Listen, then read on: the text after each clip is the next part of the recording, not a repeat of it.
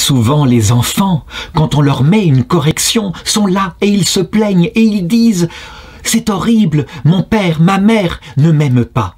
Ils me punissent trop, ils ne me laissent pas livrer à ma liberté. » Et c'est vrai, qui, ayant été enfant, acceptera facilement de recevoir une correction et parfois même accompagnée d'une fessée.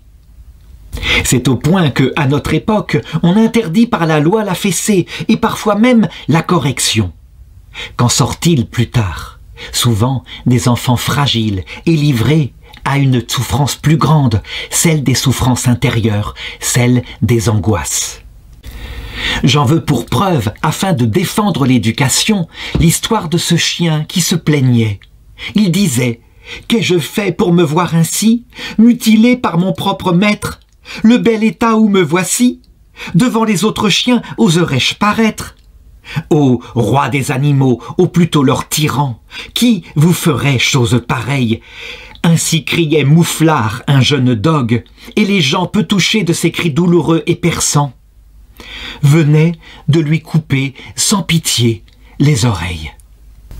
Mouflar y croyait perdre.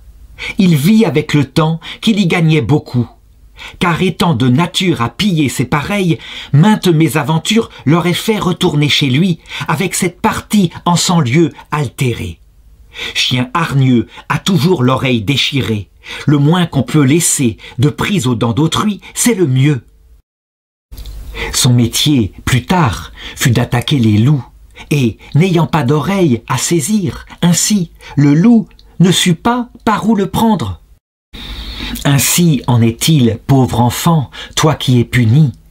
Tu ne sauras la raison de ta punition que quand, de l'âge adulte, tu en verras les causes et les effets profonds.